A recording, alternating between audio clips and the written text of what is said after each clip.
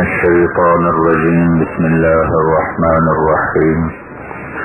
ولله على الناس حج البيت من استطاع إليه سبيلا ومن كفر فإن الله غني عن العالمين. وقال النبي صلى الله تبارك وتعالى عليه وسلم: الحج المبرور ليس له جزاء إلا الجنة.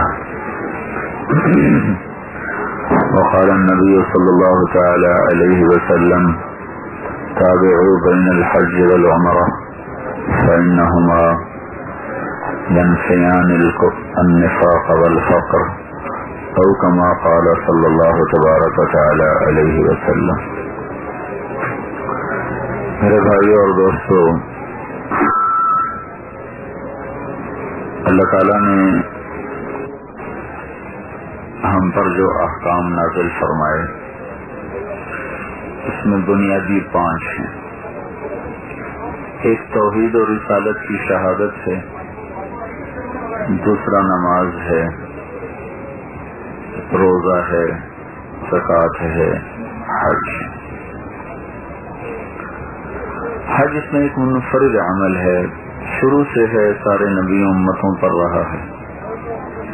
نماز کے نام پہ سورت کوئی نہیں، حج کے نام پہ سورت اتاری گئی، سورت الحج.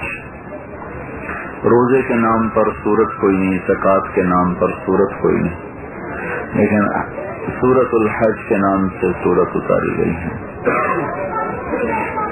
نماز کو فرض کرنے کے لیے اللہ تعالیٰ نے کہا: اقیموا الصلاۃ، نماز پڑھو. ان الصلاۃ کانت علی المؤمنین کتابا موقوتا، تم پر نماز فرض ہوگی. روزے کے لیے اللہ نے کہا: کتب علیکم الصیام، تم پہ روزے فرض ہوگی. جہاد کے لیے فرمایا: کتب علیکم الجہاد، تم پہ جہاد فرض ہوگی. زکوٰۃ کے لیے فرمایا: خذ من اموالہم صدقۃ تطہرہم بہا وتزکیہم کآتوا الزکاۃ.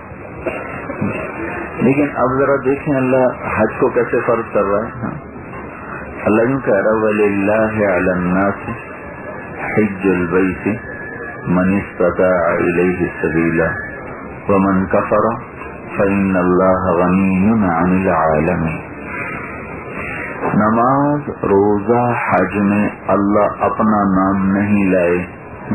کتب علیکم الصیام، کتب علیکم القتال، ان الصلاۃ کانت علی المؤمنین کتابا موقوتا، خذ من اموالہم صدقہ یا آتوا الزکاۃ. اب ادھر کیا اللہ کہہ رہا ہے؟ وللہ، پہلا نام ہی اپنا آیا، وللہ، اس کے اوپر لام کو چڑھایا، وللہ. وللہ کا مطلب یہ ہے کہ تم جو حج کو آ رہے ہو تم اپنے اللہ سے ملنے آ رہے ہو، اللہ سے ملاقات کو جا رہے ہو. کسی بڑے آدمی سے ملنے آدمی جاتا ہے تو کسی محفل میں جانے کے آداب ہیں نا. بادشاہوں کے پاس جانے کے پھر آداب اور بھی زیادہ اہم ہوتے ہیں. اس میں تھوڑی سی بھی دائیں بائیں کی بات وہ بہت معیوب سمجھی جاتی ہے. پہلے لفظ سے ہی ہمیں یہ تنبیہ کی جا رہی ہے: وللہ، اللہ سے ملنے آ رہے ہو، ذرا کچھ سیکھ کے آؤ، ڈھنگ سے آؤ، بن سنور کے آؤ.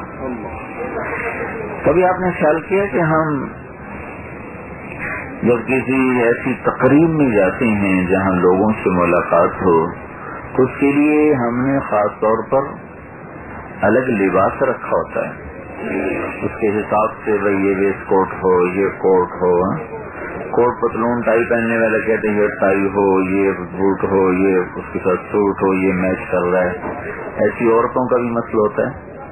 یہ ہم سب کچھ کیوں کر رہے ہوتے ہیں کہ جس محفل میں جا رہے ہیں وہاں ہم لوگوں کی نظروں میں جچتے رہیں، وہاں جا کر ہم ایسی عجیب نہ نظر آئیں.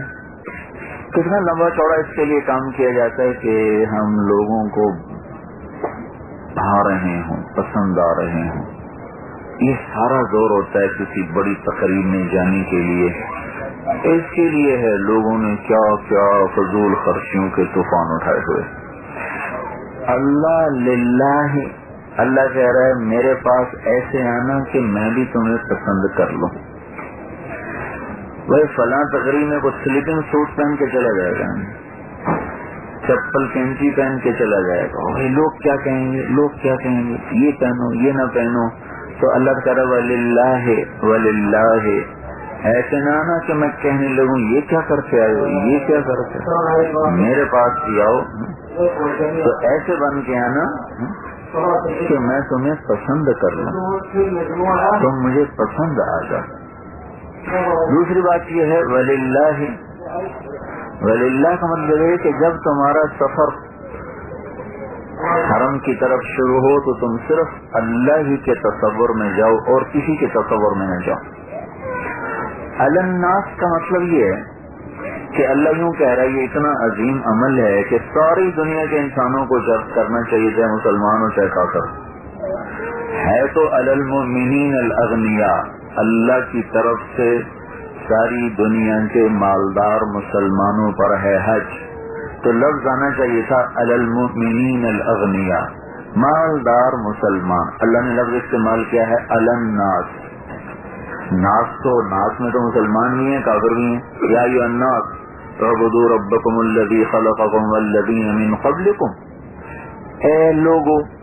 تو اللہ تعالیٰ فرما رہے ہیں وللہ، صرف اللہ کے لیے، وللہ اللہ کو پسند آنے کے لیے کیا ہے، علی الناس ساری دنیا کے انسانوں کے ذمے ہے حج البیت، اس کے گھر کے ارادے کر کے دوڑنا. یہاں تک اگر میں بات کو رکھوں اگلا نہ پڑھوں تو یوں لگتا ہے اللہ سب کو بلا رہا ہے، مسلم کافر دونوں کو بلا رہا ہے، مرد عورت دونوں کو بلا رہا ہے، بوڑھے جوان مالدار فقیر سب کو بلا رہا ہے. باقی نصوص سے پتہ چلا کہ نہیں، خطاب تو صرف مسلمان کو ہے، پر اللہ کی تمنا یہ ہے کہ یہ جگہ ایسی ہے کہ صرف کافر بھی محروم نہ رہے، وہ بھی ایمان کا کلمہ پڑھ کے وہ بھی یہاں آ جائے. یہ ایسا عظیم سفر ہے. پھر اللہ نے اپنی آپ کو منشا بتا دی کہ میری منشا تو یہ ہے کہ ہر آئے، غریب ہو امیر ہو سارے جاؤ.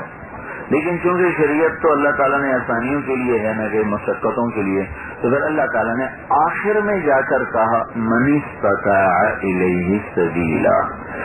اچھا بھائی جو نہیں آ سکتے ان کو تو ہم معاف کرتے ہیں، اور جو آ سکتے ہیں اگر وہ نہ آئے تو پھر یہ یاری نہ ہوگی، دوستی نہ ہوگی، انہیں ہر حال میں آنا ہوگا جن کے پاس اسباب ہیں اور اس سے طاقت ہے.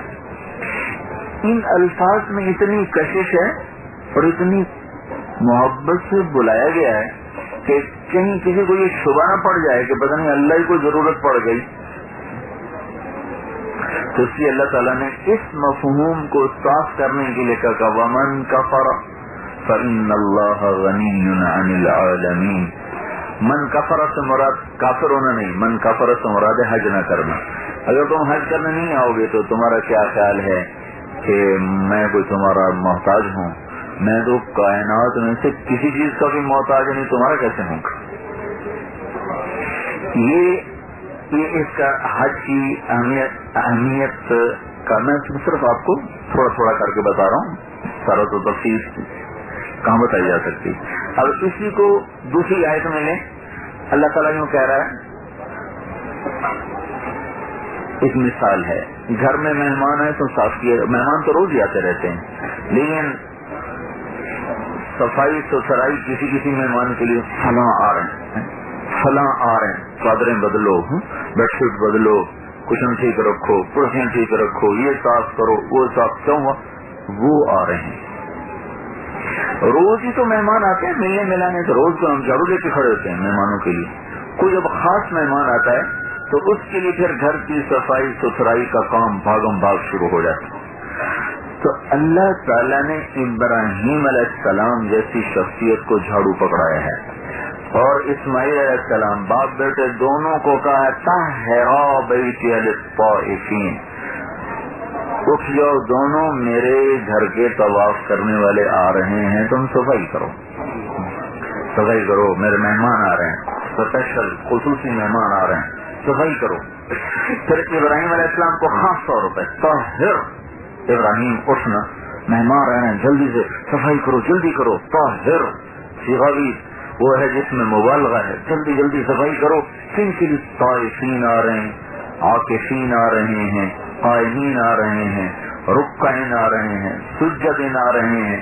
جلدی کرو، میرے طواف والے آ رہے، میرے گھر کے طواف کرنے والے آ رہے، اور اس میں اعتکاف کرنے والے آ رہے، اور اس میں نمازیں پڑھنے والے آ رہے، رکوع پڑھنے والے، رکعین و سجود. الطائفین والعاکفین والقائمین والرکع السجود. لمبے لمبے رکوع سجدے کرنے والے آ رہے ہیں. تو جھاڑو پکڑایا گیا خلیل جیسے نبی کو. پھر فرمایا اذن فی الناس بالحج، اعلان کرو. یہ اور بات ہے، اعلان کرو حج ہو گیا. اذن فی الناس، لوگوں کو ظرف بنا دے، لوگ تو ظرف نہیں ہوتے. اذن فی الناس، کسی چیز کے مطلب برتن ہوتا ہے، برتن میں چیز ڈالی جاتی ہے، تو اللہ تعالیٰ لوگوں کو برتن بنا رہا ہے کہ ان کے برتن میں اذان. یہ برتن میں اذان کہاں سے ہو جائے گی؟ کیوں برتن میں اذان ہو؟ تو کیا مطلب ہے اذن فی الناس؟ یہ تو قیامت تک کے لیے حکم ہے. اذن فی، ابراہیم علیہ السلام کے بعد ہمارے نبی کے ذمے، ان کے بعد ہمارے ذمے. اذن فی الناس، اذان دو لوگوں کے اندر حج کی.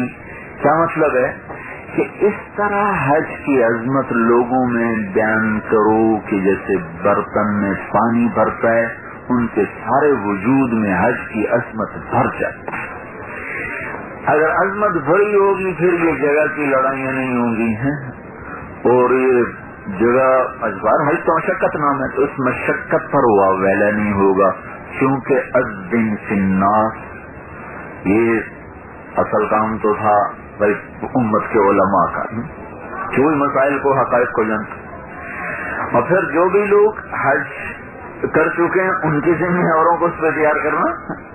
تو جو کہ یہ کام نہیں ہوتا، حج کی عظمت لے کر لوگ نہیں آتے، تو اس کی عظمت سے دلوں کے خالی ہونے کی وجہ سے بہت سی وہ ایسی چیزیں پیش آ جاتی ہیں جو حج کے سفر کے بہت ہی خلاف ہیں. تو ابراہیم علیہ السلام کو حکم دیا گیا اذان دو. تو الناس میں یہ اشارہ ہے کہ ابراہیم علیہ السلام کے نائب قیامت تک یہ امتی ہے. ان اتبع ملت ابراہیم حنیفا، حج کی ایسی عظمت لوگوں کے دلوں میں بیٹھاؤ. دنیا کے لوگ کتنی مشقتیں اٹھاتے ہیں، کبھی کسی نے واویلا کیا؟ تو اللہ کو ملنے جا رہے ہیں، اللہ کی ملاقات میں مشقت بھی آئے گی، تکلیف بھی آئے گی. خوشی سے آؤ، خوش ہو کے آؤ. پھر کیا ہوگا؟ یا تو کا رجالن، تو آواز تو لگا. ان کا یا اللہ میں آواز لگاؤں، پہنچے گی کہاں کا؟ وہ تو میں پہنچاؤں گا، تو آواز لگا. تو ابراہیم علیہ السلام کی 120 سالہ قربانی کے بدلے میں ان کو یہ اعزاز ملا کہ اللہ نے کہا یا تو کا، کہنا چاہیے تھا یا تو نہیں. تو آواز لگا، لوگ میرے پاس آئیں گے، میرے گھر کا طواف کریں گے.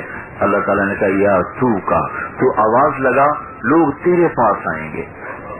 ابراہیم کو بیٹھے ہوئے ہیں، اللہ نے قیامت تک آنے والے حاجیوں کا میزبان ابراہیم علیہ السلام کو بنا دیا. یا تو کا، تیرے پاس آئیں گے. اب اللہ تعالیٰ نے اپنی طرف سے ابراہیم علیہ السلام کو ہمارا میزبان بنایا ہوا ہے، اور ہم سب اللہ کی میزبانی میں ہیں.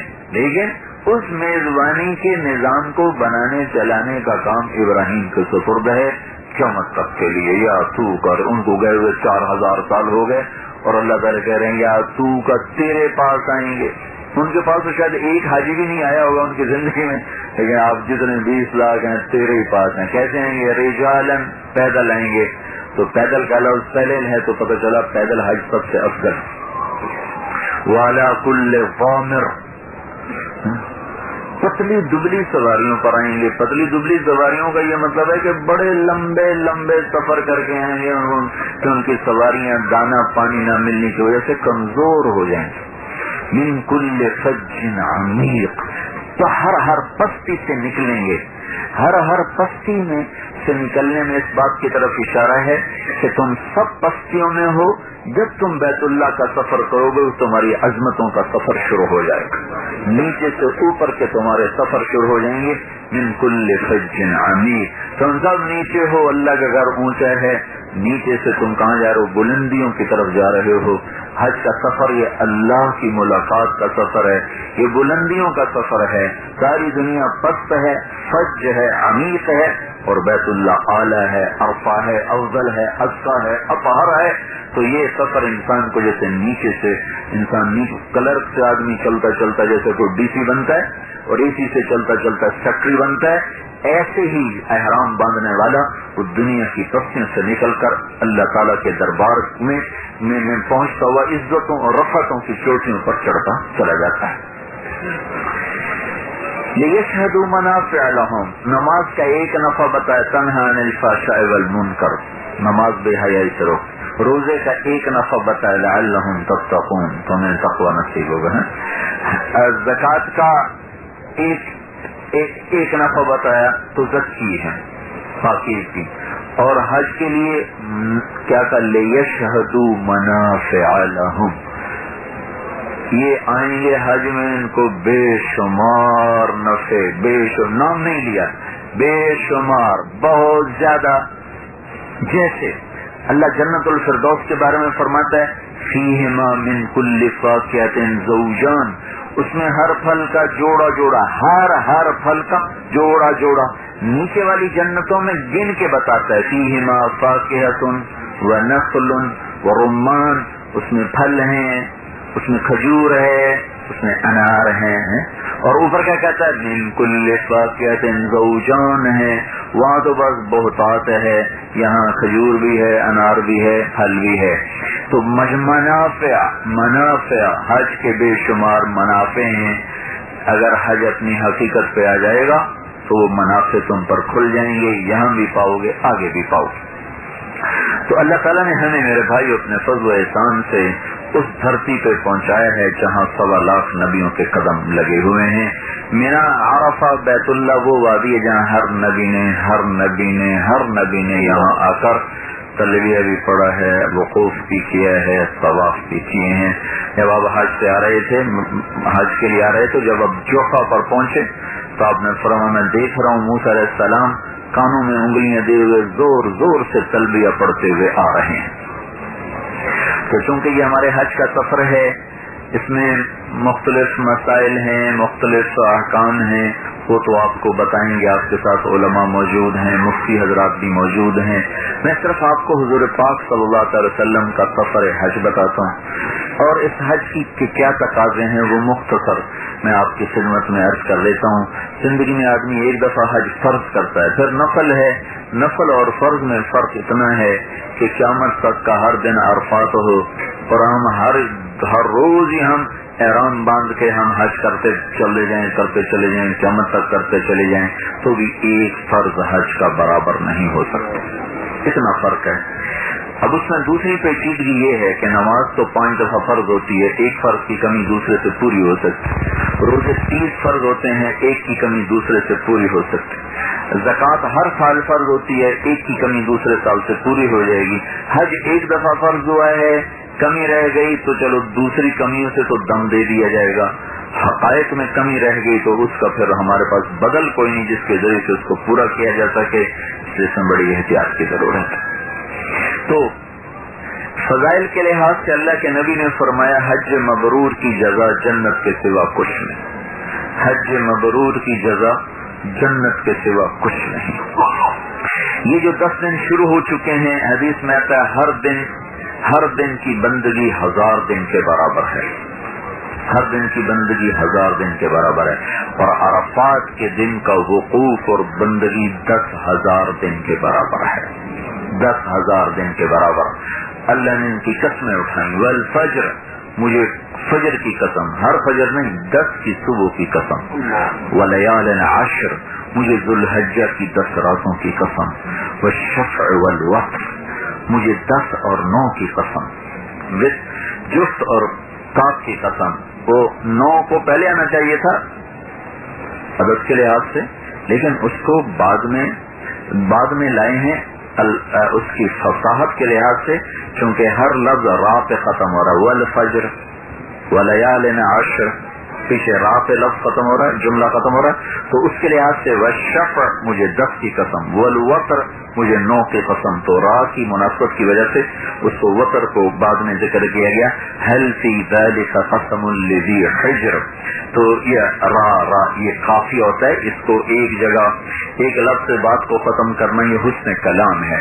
آگے دال شروع ہو جاتا ہے لم تر کیف فعل ربک بعاد، پھر ارم ذات العماد، پھر التی لم یخلق مثلها فی البلاد، پھر ثمود الذین جابوا الصخر بالواد، پھر فرعون ذی الاوتاد الذین طغوا فی البلاد فاکثروا فیها الفساد فصب علیہم ربک صوت عذاب ان ربک لبالمرصاد.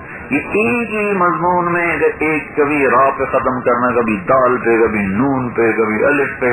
اسی نے تو عربوں کو پاگل کر دیا تھا کہ یہ کیا کلام ہے جو سمجھ میں نہیں آتا کہاں سے اتر رہا اور کیسے اتر رہا. تو اللہ نے ان دنوں کی قسم اٹھائی، وَلَيَالٍ عَشْرٍ 10 راتیں، وَالشَّفْعِ 10 کی قسم، وَالْوَتْرِ 9 کی قسم.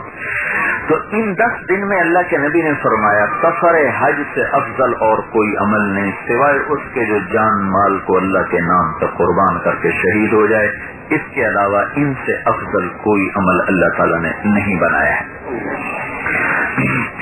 تو ہمارے نبی پاک صلی اللہ تعالی علیہ وسلم نے